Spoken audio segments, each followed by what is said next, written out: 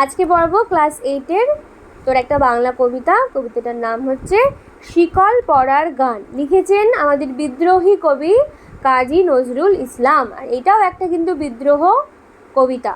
এখানে কবিতার বিষয়বস্তু কি না, যে ইংরেজরা যে ভারতীয়দেরকে পরাধীন করে রেখেছিল, তবুও যে ভারতীয়রা স্বাধীনতা পাওয়ার জন্য যে কতটা দৃঢ়, সেইটাই এখানে বলা হয়েছে।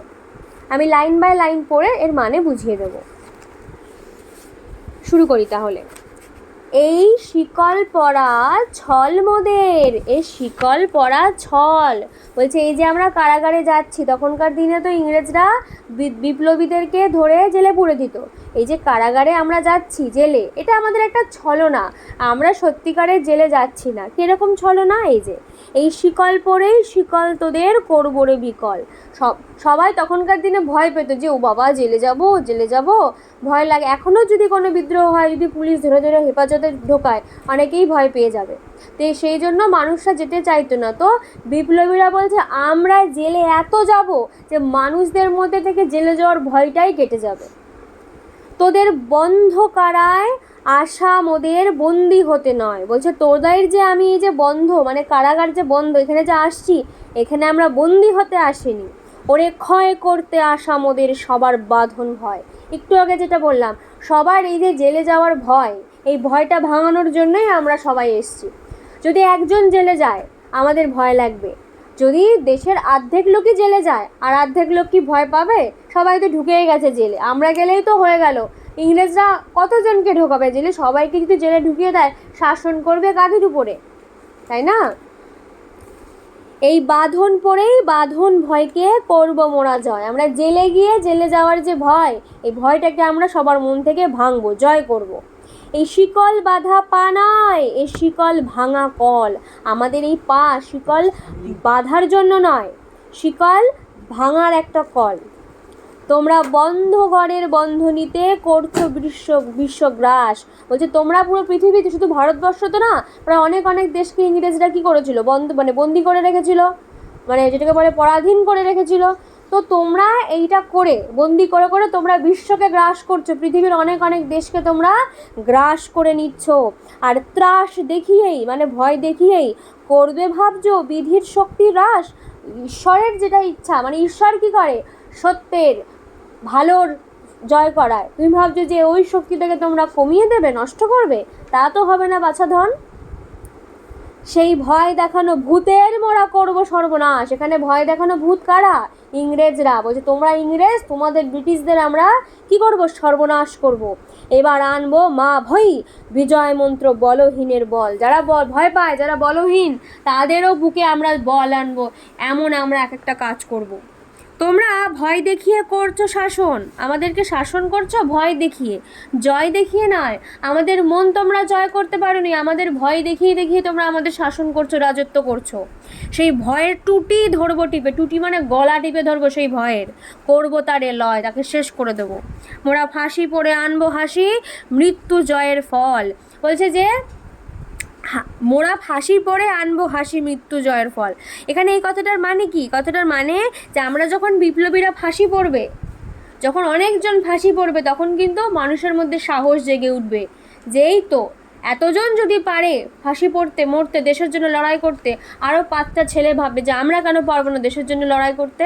যখন একজন উঠে দাঁড়ায়, তখন তার দেখা দেখি দুজন উঠে দাঁড়ায়, দুজন উঠে দাঁড়ায়, তার দেখা দেখি আরও 5 জন, এর থেকে 5 থেকে 10, 10 থেকে 20, 20 থেকে 50, এই করে পুরো ভারতবাসীর মন কিন্তু একদিন জেগে উঠবে যে আমরা এবার স্বাধীনতার জন্য রুখে দাঁড়াবো, আর পিছু হব না। তাই বলছে যে ফাঁসি পড়ে আমরা হাসি আনবো, মৃত্যু জয়ের ফল। ওরে ক্রন্দন নয়, বলছে কান্নাকাটি নয়, বন্ধনে শিকল ঝঞ্ঝনা। এই যে মুক্তির পথের অগ্রদূতের চরণ বন্দনা, এটা হচ্ছে মুক্তির পথ। আমরা যখন জেলে যাব, আমরা আসলে মুক্তির পথ করে দিচ্ছি। কি করে মুক্তি হবে? আমরা যখন এই ভয়টাকে কাটাবো, তখন আমরা এমনিই মুক্ত হয়ে যাব এই একটা বেশ ভয় চেতনার থেকে। আমরা তখন স্বাধীন হয়ে যাব।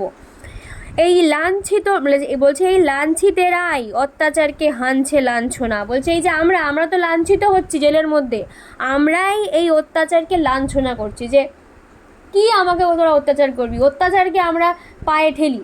এরকম একটা অ্যাটিটিউড আমাদের কাজী নজরুল ইসলাম দেখাচ্ছে, কবিতার মধ্যে দিয়ে ফুটিয়ে তুলছে ভারতবাসীর যে মনের একটা বল। মোদের অস্থি দিয়েই জ্বলবে দেশে আবার বজ্রা নল, বলছে আমাদের যে মরে যাওয়ার পরে যে অস্থি, সেই অস্থি দিয়েই আমাদের দেশের বজ্রা নল চলবে। এই যে অস্থির যে গল্পটা, এটা একটা পৌরাণিক গল্প আছে। একটা সময় বৃত্তাসুর নামে স্বর্গ থেকে একটা আর কি দেবতা, এটা অসুর সমস্ত দেবতাদের তাড়িয়ে দেয় এবং নিজের পরাক্রম প্রতিষ্ঠা করে।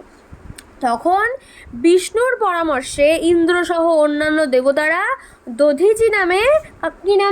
দধিচি নামে একটা মুনির শরণাপন্ন হয়। দধিচি মুনি তখন স্বেচ্ছা মৃত্যুবরণ করে, একা একা নিজে মরে যায়। কেন মরে যায়? যে তার শরীরের ওই মরে যাওয়ার পরে যে অস্থি হাড়, সেইগুলো দিয়েই বজ্র তৈরি করা হবে, আর একমাত্র সেই বজ্রতেই মারা যাবে ওই অসুরটার নাম বৃত্তাসুর। তারপরে দধিচি যখন ওরকম মারা যায়, তখন ওরই ওই অস্থি দিয়ে বজ্র তৈরি হয়, আর তাতেই বৃত্তাসুর বধ হয়। আর এখানে এই বৃত্তাসুর হচ্ছে এখানে আমাদের ভারতবর্ষে কারা? ইংরেজরা। আর দধিচি কারা? ওই বিপ্লবীরা, যারা মৃত্যুর মাধ্যমে পথ করে দিচ্ছে ইংরেজদের ধ্বংস করার, যে দেখো আর ভয় পেও না, তোমরা এবার জাগো, উঠে দাঁড়াও। তাহলে এটাও তো একটা বিদ্রোহ কবিতা নাকি? পুরো কবিতাটার বিষয়বস্তু বোঝা গেল। ব্যাস এই ছিল আজকের পড়া। তোমাদের ক্লাস 6 থেকে 12 অবধি ইংলিশ, বেঙ্গলি, সংস্কৃতর যা যা তোমাদের চ্যাপ্টার আছে সব কিছুর ভিডিও কিন্তু আপলোডেড আছে। তোমরা অবশ্যই ডেসক্রিপশন বা কমেন্ট সেকশন থেকে প্লেলিস্ট অনুযায়ী বাকি যা যা চ্যাপ্টার আছে সেগুলোর ভিডিও দেখে এসো, তোমাদের অনেক হেল্প হবে। এছাড়াও যদি কেউ আমার কাছে পার্সোনালি অনলাইন কিংবা অফলাইনে পড়তে চাও, তারা কিন্তু এই নাম্বারে যোগাযোগ করতে পারো 7448144628। ভিডিওটা ভালো লাগলে একটা লাইক করো আর কমেন্ট করে জানিও তোমাদের মতামত। আর যারা এখনো সাবস্ক্রাইব করনি তারা কিন্তু অবশ্যই সাবস্ক্রাইব করো। দেখা হচ্ছে নেক্সট ভিডিওতে। ভালো থেকো, সুস্থ থেকো, টাটা।